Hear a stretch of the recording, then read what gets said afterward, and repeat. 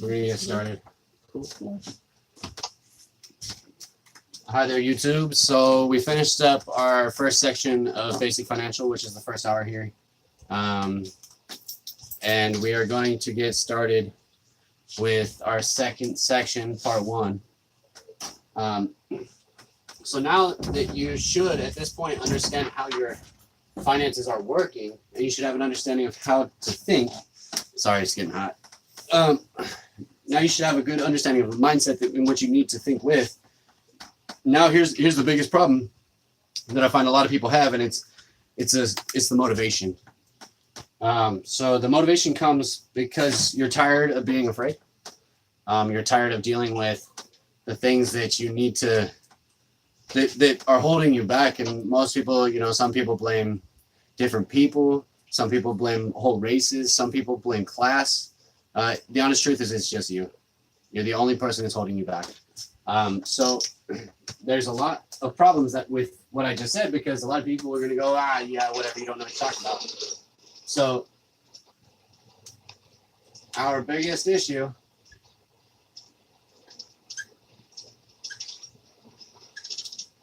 is us.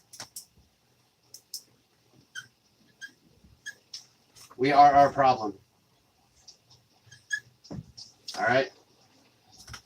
So what we need to really work on is all of that works in theory. It's a lot easier said than done.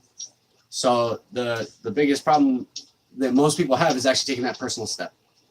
People can talk about it. They can sound really, really tough, but to be honest, it takes true strength to step out into a place that you don't know or that you're unfamiliar with and take care of it yourself.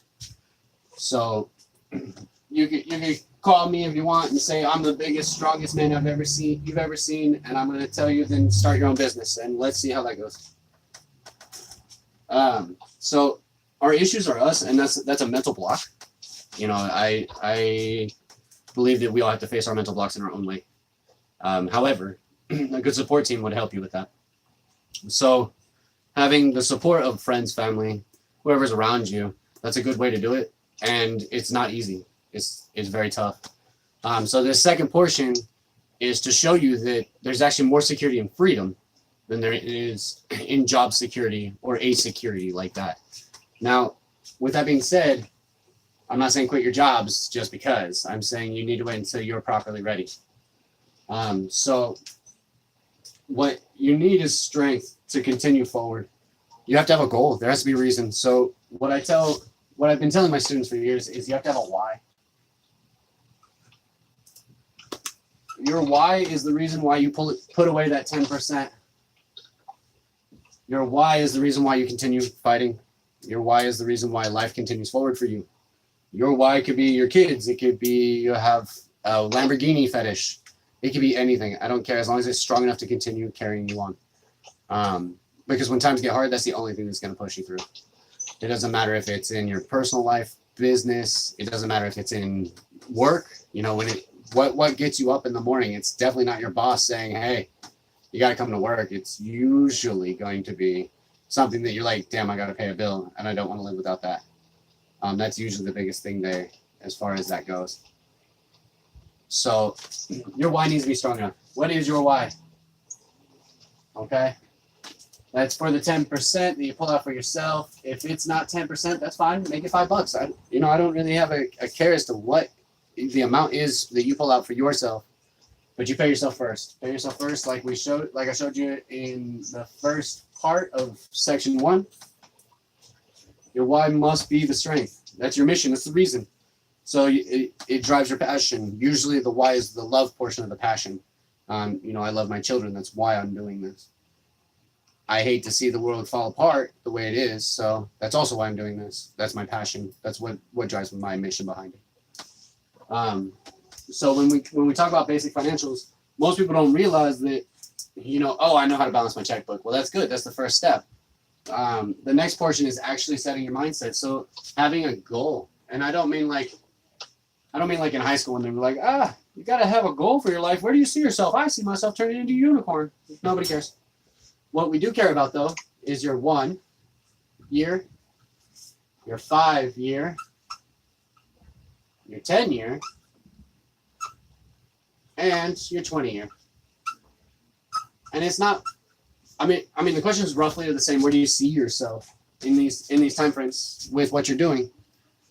And a lot of people say, "Oh, well, I see myself doing this." Well, if you haven't changed anything you've done and you've already been doing it for 1, 5, 10, or 20 years, and you're not where you want to be, you need to change something. It's not just about understanding how money works. It's understanding how your own mind works. It's understanding yourself. That's a big fight there. So in this course, during this section of this course, what we will be doing is going over that portion, which is your plan. What is the goal? What are you saving for? Because if you don't have a reason to save, you're just throwing away money. So if you have a purpose behind it, then by all means. But we're gonna work out how to get that done. All right. So the fastest way to buy a house is what? What do you think the fastest way to buy a house is for yourself? Get a loan. To get a loan. That's right. So a loan is the fastest way. And then, is there another way to buy it? Same. You can save for it. Okay. So we're gonna say cash because that's what we're gonna call it. Okay. So we're gonna say cash. All right. How about you over there? Can you hear me? Yeah. Okay. Can you give me a third way to buy a home? We have loan and cash. Credit? Okay. So you're gonna say maybe a personal peer-to-peer lending type credit? Build it yourself. Because we already have loan. Sure. Okay. Like a cosign, like a credit, something like that. Okay. That's what I was thinking. Okay.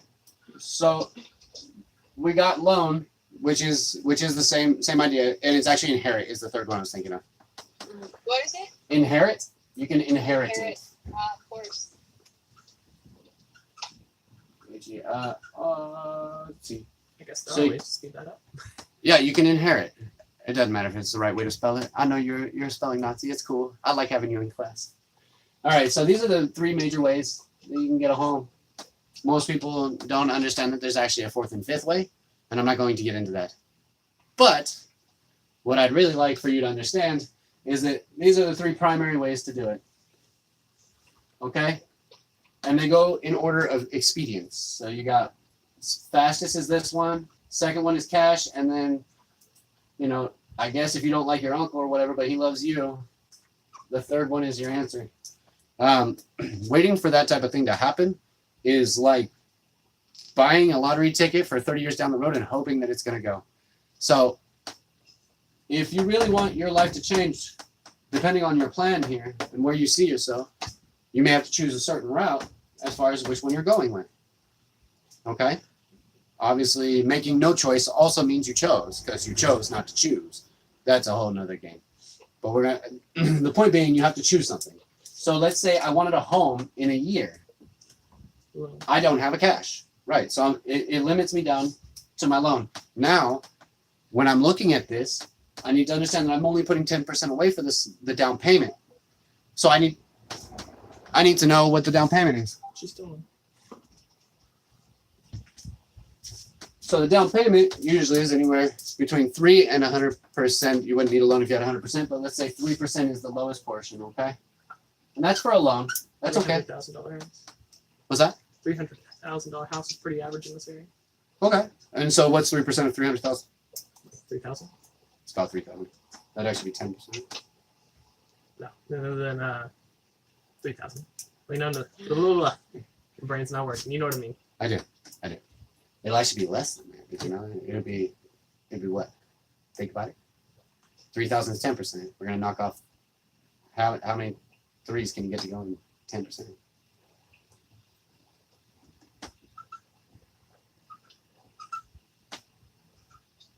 So we know it's not thousands, so we're gonna put it here. So you only need $333, and that's with a 650 score. Okay, so that's a really low score. It's pretty easy to get. So the idea behind this is I can have that within a year. Can I do that for my 5-year? Yes. Yes, I can. Now, here's the key about cash. Okay, so this is at face value. You're going to get everything lumped in together. Now let's say I had the cash for a home, okay, and I put it away, but they want 300,000, but I only have 300,000 total. I can actually offer 250 in cash. And granted, it took me longer. You know, I'm at the 5-year mark now, okay, but I was able to save $50,000. Okay, so now let's go with inherit. That's usually within the 10 to 20 year range. That's going to save you the most money. Why? Because you only have to pay the taxes for the inheritance fee. So on a $300,000 home, you're looking at, I think, right about 15 or 20 when you're finished. 15 or 20,000. So, you know, it's a lot of money, it seems like, but compared to 250 or compared to 300, that's not too bad. Mm-hmm.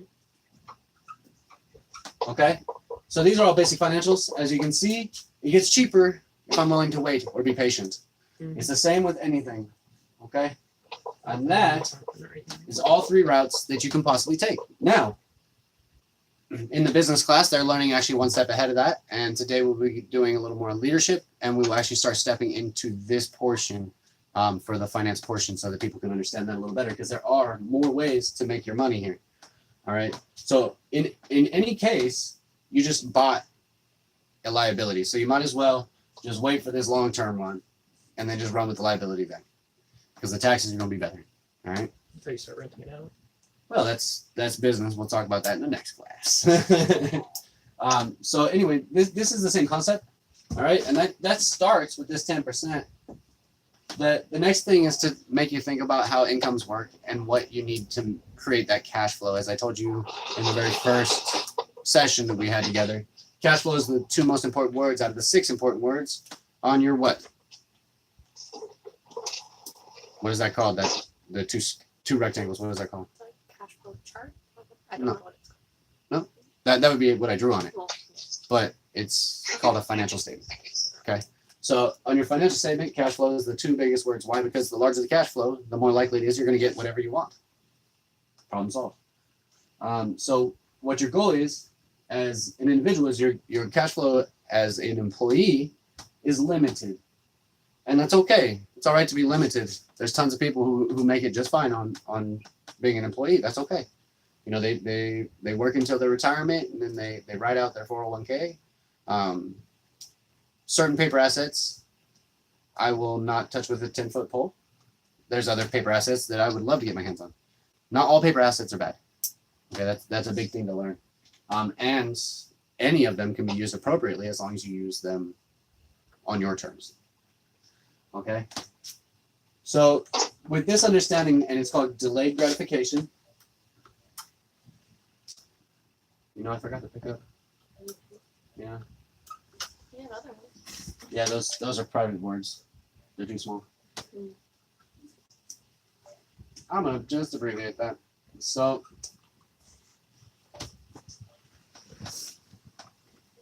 She's still reconnecting. So with that being said, the longer you're willing to wait, the less rushed you are. Is she hung up on her? I can't tell. It's just still got her face, but Okay, I don't okay. see her camera in the top right. Well, let's see here. We lost her. If she calls back, just answer it with. Okay, so the point behind the delayed gratification, the reason why I'm trying to teach you this is because that takes self-control. You've got to have the control to wait this time and to suffer through whatever you had to suffer to get through these times. Most people are like, man, that's a forever. But let's be honest, as you get older, the years go by much quicker. Why? Because you're feeling full of stuff that you're doing. You're busy. When you're not busy, time seems to kind of relax. Sorry about that, folks. So anyway, with time kind of relaxing for you, you start to try to figure out other things to do, and you'll have more fun with that. But that's a form of retirement. So what we are going for here in this is to teach the mindset, like I told you. So I just showed you the math behind it, and it helps you understand what needs to happen if you want a home for yourself. However, the mindset behind it is much harder. So, you know, some people are like, oh, well, I have to do this and I have to do that. Well, here's a key. Everybody has bills, no matter how rich, no matter how poor, and usually the richest bills are much, much larger. Okay? The difference is how they treat them. a bill is always there. It's kind of like a mole on your arm. You're always going to have the mole. You can have it removed, but then there's a scar where it was, and usually that stays forever too. So ultimately, you can make it smaller. You can always adjust it, but that mark will always be there, and that's kind of the point behind it. So with the mindset, as I've shown you there, security, which is job security, of course, that's how I refer to it, is awesome. It makes people feel happy and comforted, and it really helps out. It really helps out the individual because they're like, oh, I'm not stressing. But stress is what we have to deal with to fight anxiety, because that's what anxiety is. It's a form of stress. It's just a highly evolved form of stress. Okay, so if you're not challenging yourself on a daily to learn something new, usually a new skills, the word skill actually means that it's something that you can lose, but you can also develop. So doing art is a skill. Writing is a skill. Understanding how to spell words is a skill. It's a vocabulary skill. So everything, I believe, is a skill. There are certain things that are physically debilitating that cannot be overcome, at least by yourself. That's when you start using leverage accordingly. Okay, so security would be your job. This day I can pay my bills. That's all I really worry about. That's all I care about. Well, if your bills are the first thing paid, that's what you care about. That's what you're worried about. Okay? And I understand paying the bills. I pay my bills. That's not a huge issue. So when you have the job and you want the security, the bills are usually paid first, even though they will never go away. They never go away. You always have some type of bill. Car insurance, you swap out cars, it'll be in payments, phone bill, electric bill, depending on how you do it. You can lower your bills by making yourself become self-sustaining. However, with that being said, making yourself self-sustaining is great, but you have to learn a skill, and then that means you have to fight through the anxiety of dealing with those new skills.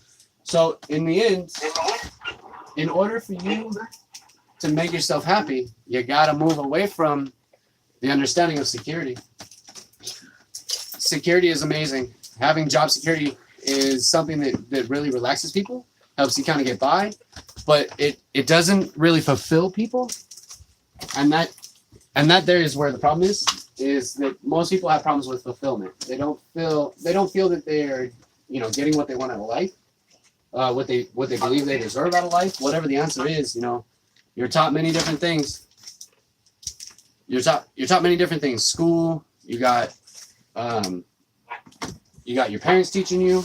You got friends and family saying, "Oh, you need that good job with the good benefits." Well, if you have enough cash, you don't need the benefits, and that's a personal belief of mine, because then you can afford the bill.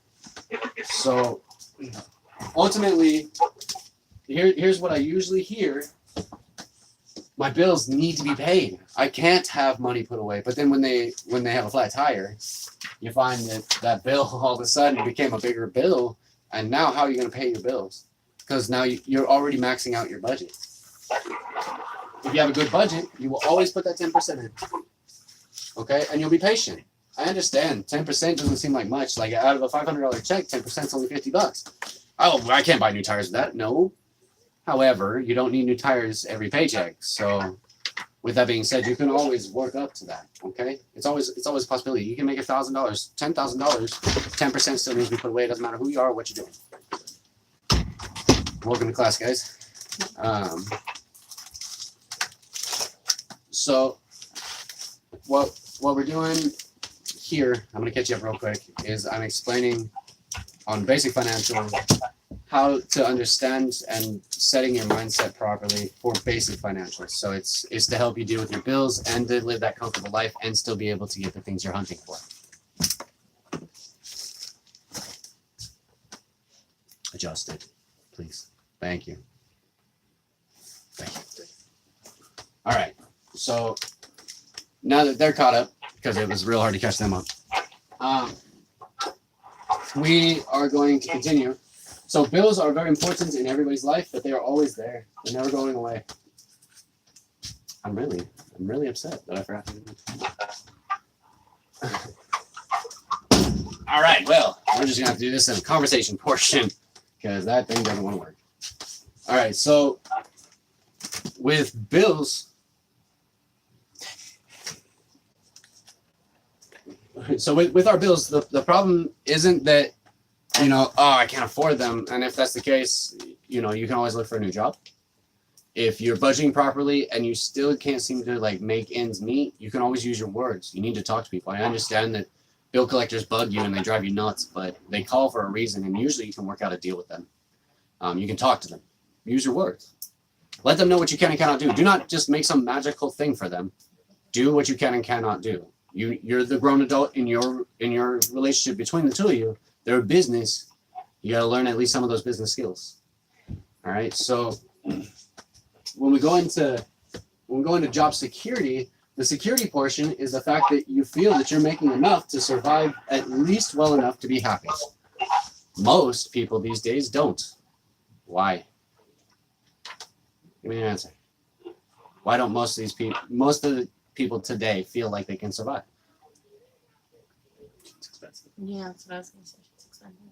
Okay. Anybody else? By the way, they said expensive. Why people think they can't survive. Why are they not happy with surviving on their current paychecks, or why they can't? They feel that they can't. I feel like it's overspending. Okay, so self-control. Yeah, All right, that's good. Self-control is actually the answer. Yeah. cool. It's not that it's expensive. I've shown people that they can live very healthily and happily off of a part-time minimum wage job. Okay, so it is possible to cover everything. You have to learn where you can spend and where you cannot. And if you don't have that 10% going away, you're not able to set yourself up for being able to spend like you want to. A lot of people just don't understand their actual bills versus what they're blowing on stuff that's not bills. That's a big step. As we talked in the first section, it was miscellaneous is usually the largest, and food is right there. Those are the two that most people blow most money on. Miscellaneous would be stuff that you don't need, like, oh, I have a jacket, but I really like this one because it's got the sparkles on the back and it's got the butterfly wings. Great for you. Okay, but you don't need that jacket, and it's not going to keep you warm.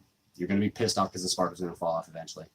Like, there's no purpose in it. It doesn't make you look that much prettier. It unfortunately, for most people, they don't realize, but it actually shows their true intelligence when it comes to financial IQ. I can afford this. I cannot afford this. I do not preach I cannot afford this. I just say find a bigger source of income or make another source of income on top of the one you got already. I don't believe that that's really a thing for me to be happy with as far as my going. So that's, of course, a personal view. I find that it works for anybody, though. It's not a cookie cutter. It's able to be molded to you. And that's the key, is that we're not all the same. We're not robots. So because we're not all the same, it's a lot easier to mold something else around you than it is to mold you into that. However, you have to have enough self-control to stay the same constantly, because if you mold a clay pot around you and then you change your shape or change what you're doing, that clay pot no longer fits over the top. Okay? So you got to stay strong and you got to be the rock. And that's kind of where I'm leaning on that. You need to have your mentality set that you can be the strong one. When it comes to basic forms of financial, as far as your money and income, as long as you're maintaining the first section of this, usually it's easier to handle. You at least have a handle on, okay, I'm throwing my money away and I understand where it's going, and I'm okay with that. Once you have accepted what you're doing, if you are okay with it, don't change what you're doing. You're happy, stay there. However, if you're not happy, and 99% of the world is not happy, fix it. Stop blaming the country, stop blaming the people next door, stop blaming race, stop blaming sex, stop blaming all these other things, and fix it. I've seen women who have gone from completely broke, homeless, to on the right track, getting themselves squared away.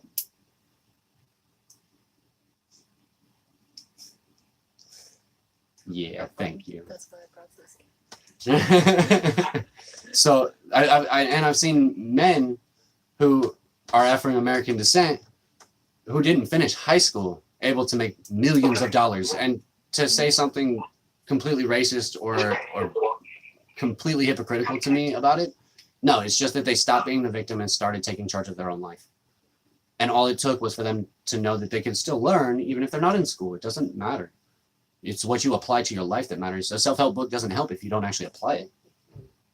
And so you can read all day long. You can listen to audiobooks all day long. But if you don't actually do it, it's not going to work for you. So here's what I want everybody to do for homework for the first session.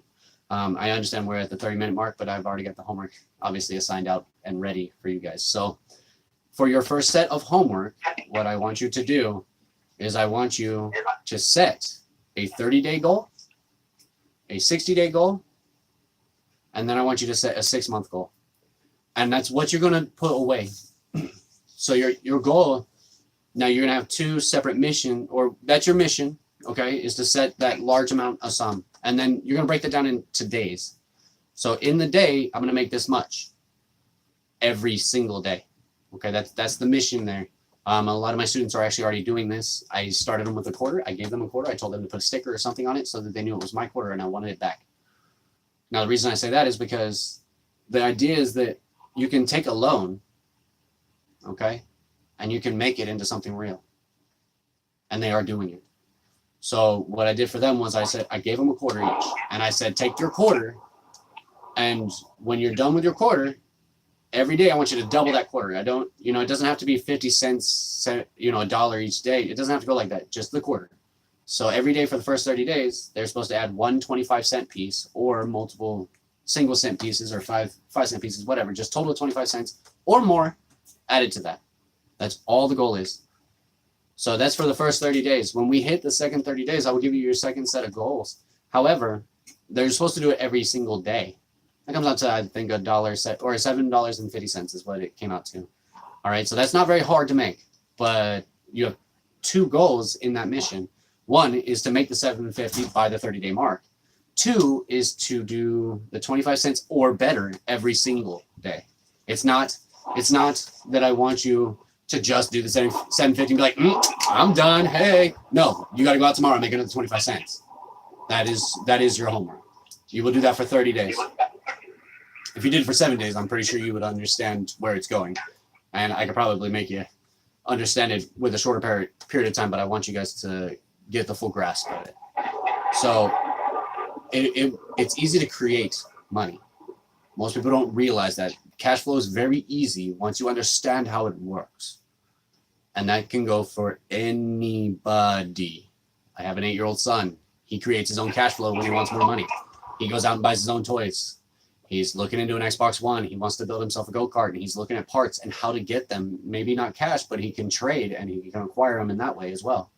So with that being said, I want you guys to fully understand that if a child can understand this on its basic principles and do it, which he does, and anybody that's in my classroom can vouch for my son doing this. He does it regularly, and he doesn't have a job. He's 8. His job is to go to school and learn and be a kid and run around. But he chooses to do this because he knows that there's things in his life that he wants, and an Xbox One is one of them. So with that being said, I didn't agree to match him halfway. I'm not going to pay for it. He's going to earn his whole way. I don't play that way. I want him to understand that he cannot be the victim. Dad, why can't I have this toy? Well, why haven't you worked for it? Why haven't you gotten what you need? There's no victim mentality in my home. I don't allow it. And if I start to see it, I ask him why. And then they're like, I don't know, Dad. I'm like, all right, cool, man. Go do you. So the concept behind it is, just like this board right now, when you're in this classroom, there's no excuses. I don't care why you didn't do it. The fact is you didn't. It's go or no go. It's pass or don't pass. I don't give you A's. I don't give you B's. I don't give you a percentage. Good for you. If you tried, good. If you failed, hope you learned something. Try again. That's when you truly fail, is when you stop trying. And with me being a prior soldier, one of the big things that's really drilled into us, and it's a really bottom line thing, is I will never quit. I will never leave a fallen comrade. Okay? So those 2 things there, you have friends. Help them. Show them what you're learning. Because if you don't, and you realize that they're failing, you may end up losing those types of connections that they're really you need to treasure them. I'm not saying throw your friends away. I'm telling you to gain your friends and build them up with you. Make yourself stronger. Okay, make them stronger. Help their families too. You guys can all help each other. That type of networking, that type of community is what we used to have as about 100 years ago.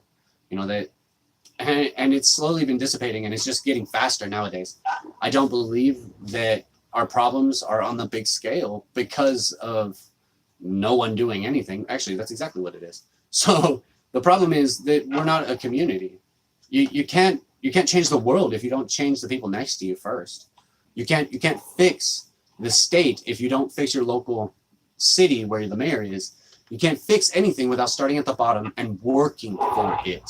The rest is just complaining and being the victim. I'm not interested in that. I don't care about that. But what I am trying to show you is how not to be the victim, how to help your friends, help your family, help your loved ones. I want you to understand that just the first section alone could change people's lives, completely change their lives, and has when I've shown it to some of my students. Some people aren't even my students. I just sat down with them and did a budget with them. That's all I did. I didn't help them any farther than that. And just doing that made it so that families no longer struggled about, well, where are we getting diapers today? They had the money to get diapers. They had the money to get the car fixed when they were ready. And that's all I did was show them the budget. So if you are not helping your friends and family trying to get to the same mindset, if you're not doing that, you are not understanding this course. This course is not just for an individual. It's for you to go out and make others' lives better as well with the new information you've learned. If you can do it, you can teach it. And that's my whole, that's a serious philosophy. If you do it and you do it well, you can easily teach it well. You may not have the nerve to deal with 1,000 people at one time, but you can deal with your friend one at a time or in a group. I mean, I wholeheartedly believe in everybody helping everybody. I know that I've been really harping on the stop blaming everybody, but instead of blaming these people, maybe ask them how they're doing it. And if they don't give you that answer, locate it elsewhere. Find out what you need to know to become what you want to be. Because the only person in the entire world that is holding you down is you. There is nobody who can force you, even at gunpoint, to do anything. Your fear is what's forcing you to do it. That is a big portion of this mindset. Your fear controls who you are. And most of the time, you're never going to get rid of that fear. That's another misconception, like, oh, a strong person has no fear. No, it's not that. It's that they have enough strength to stand up to their own fear. That's what makes a strong person. It's not how physically strong you are, because usually I find that people who are overly physically strong and hit the gym on a daily, unless they really love their working out and they're making it a business career or a career for themselves, I find that they do it because they feel insignificant. They feel insecure. And that's okay. It's their way of compensating for that. That's what makes them feel better. I don't have a problem with you making yourself feel better, but I do want you to understand that that's more of a mind thing than it is a physical thing. I only maintain my body to do what I need to do. I don't get really swole. I do work out, but I don't try to get big. I'm not interested in that. I'm happy with who I am and where I'm going. And so I want you guys to be the same. And if you guys help people, other people that you know and love, you don't have to bring them to the class. You don't have to show them. I would love it if you did, but you don't have to. That's not what I'm asking for. What I'm asking for is you to help make the future better for the children that I'm raising and that you may be raising, or that you will one day be raising. I'm hoping that we can make the world a better place just for us to live in later on. And the only way we can do that is if we become stronger together. Our mentality is what matters. So understand that the delayed gratification is a big portion of that. You know, I don't believe that a child should be getting a participation award.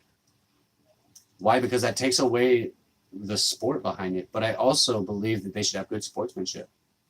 I believe that they should be strong. And even if they have to drop their head a little bit because they're sad that they lost the game, they still need to shake that hand and say, good game, you guys whooped us. We're going to come back and get you next time.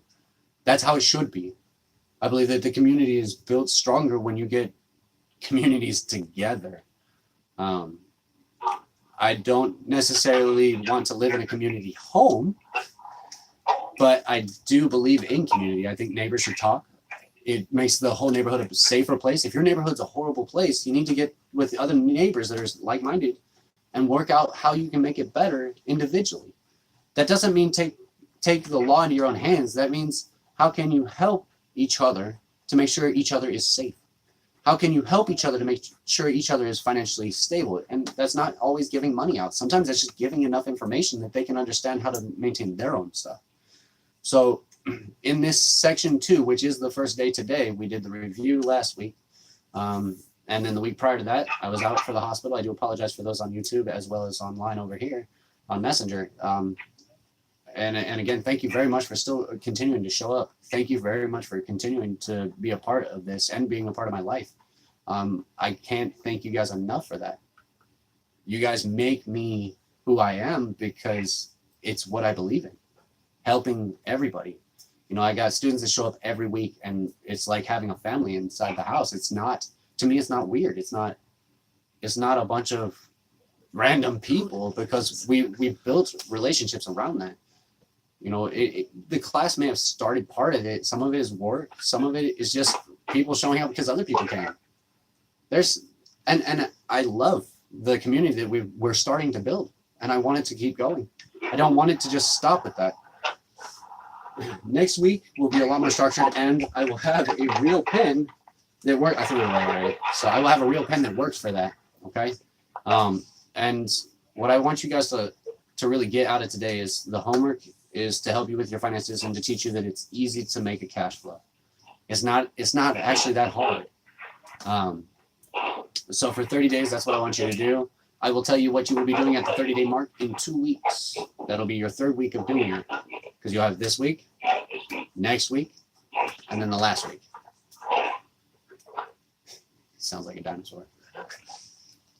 So anyway, that's kind of what I wanted to focus on here is that people need to understand where I'm going with the mindset, because if you don't understand the mindset, you're never ever going to move to where you want to be. And the only way to do that is to help each other, because a team or a network is always better than you doing it by yourself. It's faster. We proved that with a loan.